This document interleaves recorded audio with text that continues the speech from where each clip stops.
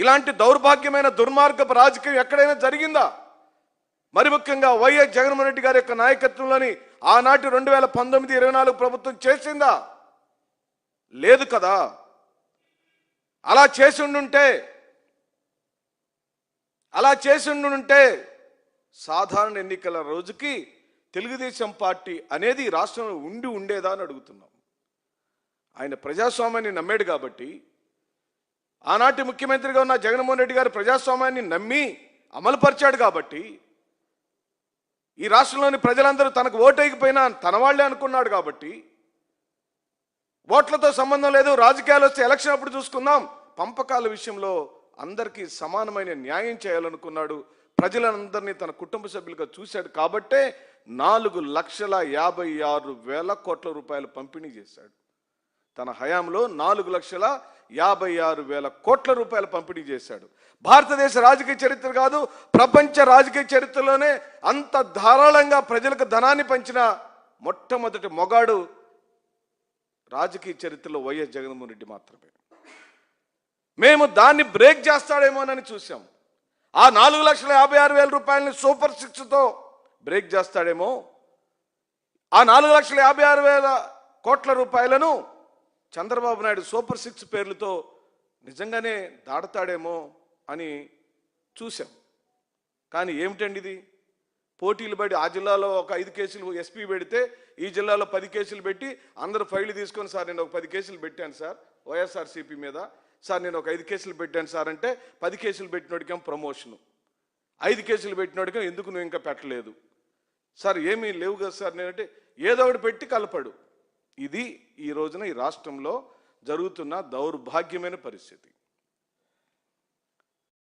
Jogi Ramesh arrest జరిగితే ఓ బలహీన వర్గాలకు సంబంధించిన మాజీ మంత్రి స్థాయిలో అక్రమ కేసులను బనాయిస్తూ నేను ఛాలెంజ్ చేసి అడుగుతున్నా, వైఎస్ఆర్ కాంగ్రెస్ పార్టీ వాళ్ళం తంబళ్లపల్లిలో జరిగినటువంటి అరెస్టులలో ఒక్క వ్యక్తితోనైనా మీ దగ్గర మీరు అరెస్ట్ చేసిన వ్యక్తులు 10 మందో 11 మందిని మీరు అరెస్ట్ చేశారు కదా, ఆ 10-11 మందికి సంబంధించిన కాల్ డేటాస్లో కానీ ఫోన్ వివరాల్లో కానీ డైరీల్లో కానీ ఎక్కడైనా జోగి రమేష్ పేరు ఉందా? ఈరోజు వరకు జయచంద్రారెడ్డిని అరెస్ట్ ఎందుకు చేయలేదని అడుగుతున్నాం. జయచంద్రారెడ్డి తమ్ముడు కూడా సహనిందితుడు కదా, అతను కూడా ఎందుకు అరెస్ట్ చేయలేదని అడుగుతున్నాం. దొంగలు అడ్డంగా దొరికిపోయి ఆ కేసు నుంచి బయటపడటానికి ఈ రోజున బలహీన వర్గాలకు సంబంధించిన ఒక మాజీ మంత్రి స్థాయికి ఎదిగాడు. మీ అబ్బాయి అంటే మీరు ముఖ్యమంత్రి కాబట్టి, వాళ్ళ తాతయ్య గారు మాజీ ముఖ్యమంత్రి గారు కాబట్టి కేక్ వాక్ అయిపోయింది మీ అబ్బాయి గారు ముఖ్యమంత్రి అవటం, అది మంత్రి అవటం. బ్యాక్ డోర్లో ఎమ్మెల్సీ అయ్యాడు, మంత్రి అయిపోయాడు. ఈ రోజున మంగళగిరి అట్టు గెలిచాడు, అందరికీ తెలుసు. ఆయన మంత్రి అయిపోయారు. కానీ జోగి రమేష్ ఎదుగుదల అది కాదు కదా. కష్టంతో యూత్ కాంగ్రెస్, ఎన్ఎస్వై రాజకీయాల్లో కాంగ్రెస్ పార్టీలో పనిచేసుకుని వైఎస్ఆర్ శిష్యుడిగా పైకి కష్టంతో పైకి వచ్చిన వ్యక్తిని ఈ రోజున ఇంత చిత్రహింసలు చేస్తున్నారే. అటుపక్క పిన్నెల్లి లక్ష్మారెడ్డిని పల్నాడు జిల్లాలో, ఇటుపక్క ఎన్టీఆర్ జిల్లాలో జోగి రమేష్ని రాజకీయ కక్ష సాధింపు కాకపోతే మరి ఏదైనా ఉందా అని అడుగుతున్నాం. ఏ విధమైనటువంటి మీ దగ్గర ఏ సాక్ష్యము లేదు, ఏ ఆధారం లేదు. అందుకే సాక్ష్యాధారాలు లేకుండా పోలీసులు ఎవరైనా సరే పోలీసు చర్యలు చేస్తే, తప్పుడు కేసులు బనాయిస్తే ఆర్టికల్ 181, 200 ఆర్టికల్ 211 మీరు పోలీస్ వ్యవస్థ కూడా నేను చెబుతున్నాను, ఈ సెక్షన్స్ అన్ని రేపు మీరు ఏ కేసులు అయితే ఇప్పుడు మీరు మమ్మల్ని తప్పుడు కేసులు బనాయించి ఇబ్బంది పాలు చేయాలని చూస్తున్నారో ఆ పోలీసు వ్యవస్థలోని కొందరు మొత్తానికి నేను చెబుతున్నాను, జాగ్రత్తగా ఉండండి. మీరు అనుకోవచ్చు చట్టం నుంచి తప్పించుకోవచ్చు, అధికారంలో ఉంది అంటే చంద్రబాబు నాయుడు రాష్ట్రానికి శాశ్వత ముఖ్యమంత్రి కాదు మిత్రమా. కేవలం చంద్రబాబు నాయుడు 1000 రోజులు ముఖ్యమంత్రి. 1001వ రోజున ఈ రాష్ట్రానికి కాబోయే ముఖ్యమంత్రి వైఎస్ జగన్మోహన్ రెడ్డి గారు అనే విషయాన్ని గుర్తు పెట్టుకోమని చెప్పి అంటున్నాం, పదే చెబుతున్నాం. మీరు పూర్తిగా ఆర్టికల్స్ అన్నిటిని వైలేషన్ చేస్తున్నారు. రాజకీయ ప్రేరేపిత అరెస్టులు ఆర్టికల్ 14, 21, తప్పుడు కేసులు ఆర్టికల్ 181, 211, రాజకీయ కక్ష సాధింపులు ఆర్టికల్ 226. చంద్రబాబు నాయుడు, లోకేష్ అనుకుంటున్నారు శాశ్వతంగా మనం అధికారంలో ఉండిపోతాం, మనకేం ఇబ్బంది లేదని. ఈ రోజున 2019, 14, 24 కాలంలో ఫైల్ అయిన కేసులన్నిటినీ చక్కగా కూర్చొని, అబ్బాయి నువ్వు ఇట్రా, మొన్న కేసు పెట్టావు కదా, ఇప్పుడు నేను అధికారంలో ఉన్నాను, ఆ కేసు విత్డ్రా చేయి. సార్ నేను అలా చేయకూడదు సార్, చట్ట ప్రకారంగా ఎవరైనా పోలీసులు అడిగితే నిన్ను శంకరగిరి మాన్యాలు పట్టిస్తాం, నిన్నెక్కడో పోస్టింగ్ వేస్తాం అంటే భయపెట్టి, పోలీసు వ్యవస్థను భయపెట్టి. ఏమేం కేసులండి ఆయన మీద? ఏమేం కేసులు ఆ రోజున ఫైల్ అయినాయి? అసైన్డ్ భూముల బదలాయింపు కేసు, మద్యం సరఫరాలో అక్రమాలు, అవినీతి, బార్ల యజమానులకు మేలు చేస్తూ క్యాబినెట్ ఆమోదం లేకుండా ప్రివిలేజ్ ఫీజు రద్దు. 2014-19 కాలంలో ఈయన ఎలగబెట్టిన అనేకమైన స్కీములు, స్కాములు. ఆ స్కాములు ఎలా ఉన్నాయి? క్యాబినెట్ ఆమోదం లేకుండానే ఈయన ప్రివిలేజ్ ఫీజు రద్దు చేసేస్తాడు, ఈయన సొంత నిర్ణయం చేసేస్తాడు. ఏంటంటే బార్ల యజమానులకి లాభం కలగాల. AP fibre net scam, skill scam, ఈ కేసులోనే, ఈ స్కిల్ స్కాములోనే ఆయన జ్యుడిషియల్ రిమాండ్ అయ్యాడు, జైల్లో ఉన్నాడు. జైల్లో ఉన్నప్పుడు బెయిల్ కోసం ఏం చెప్పాడు? నాకు ఒంటి నిండా జబ్బు వచ్చింది, నేను కూర్చోలేకపోతున్నాను, నిలబడలేకపోతున్నాను, నాకు షుగర్ ఉంది, లేకపోతే నా ఆరోగ్యం బాగుండట్లేదు, ఇక్కడ దోమలు కొడుతున్నాయి, నేను పడుకోలేకపోతున్నాను, నేను 70 ఏళ్ల పైచిలకు పెద్దవాడిని అయిపోయాను కాబట్టి నాకు బెయిల్ ఇవ్వమని అడిగారు. బెయిల్ తెచ్చుకున్న దాకా అన్ని నాటకాలు ఆడాడు. బెయిల్ తెచ్చుకొని విజయోత్సవ యాత్ర చేసేసాడు. ఎక్కడి నుంచి? రాజమండ్రి నుండి తాడేపల్లికి రావడానికి 8 గంటల ప్రయాణం చేశాడు మహానుభావుడు కూర్చొని. నిన్నటి దాకా నీకు గాయాలయ్యి, ఒంటి నిండా గాయాలయ్యి నువ్వు కూర్చొని లేకపోతే తెల్లారేసరికి నువ్వు 8 గంటల ప్రయాణం ఎలా చేసావని అడుగుతున్నాం. అంటే నువ్వు కోర్టుని తప్పుదో పట్టించావు.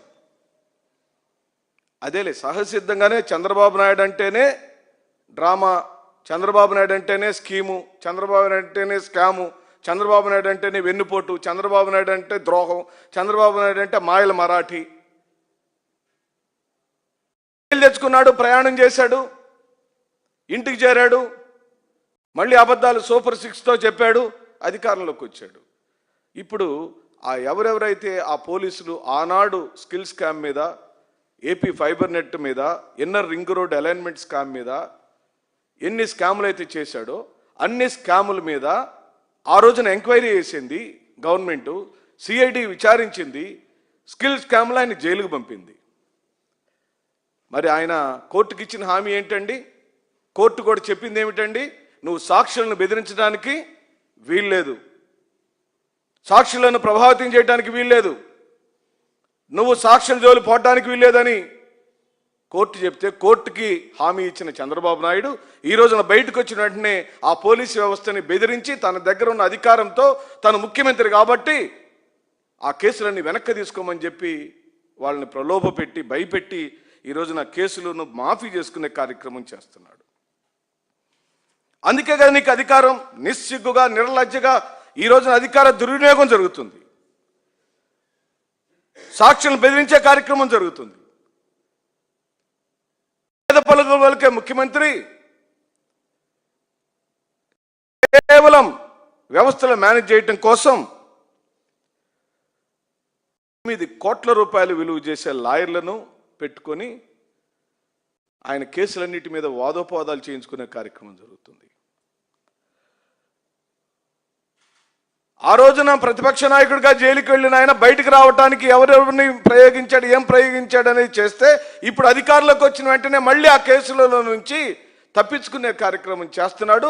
అది ప్రజలకు ఎక్కడ అటెన్షన్ వస్తుందోనని ఇప్పుడు పిన్నెల్లి రామకృష్ణారెడ్డి గారిని అరెస్ట్ ఒకరోజు జోగి రమేష్ మీద మళ్ళీ తప్పుడు కేసు బనాయించడం.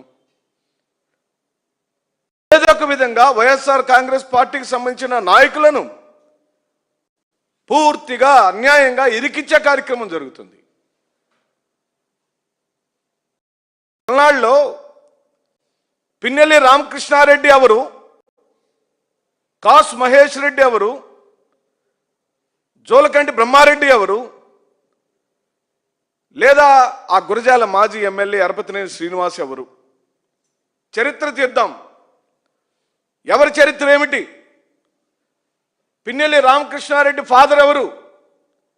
జోలకంటి బ్రహ్మారెడ్డి ఫాదర్ ఎవరు? పల్నాడు రాజకీయాలలో పూర్తిగా ఫ్యాక్షన్ని పెంచి పోషించిన మహానుభావుడు ఎవరు? చంద్రబాబు నాయుడు కాదా? చంద్రబాబు నాయుడు హయాంలో కదా పల్నాడులో హత్య జరిగింది.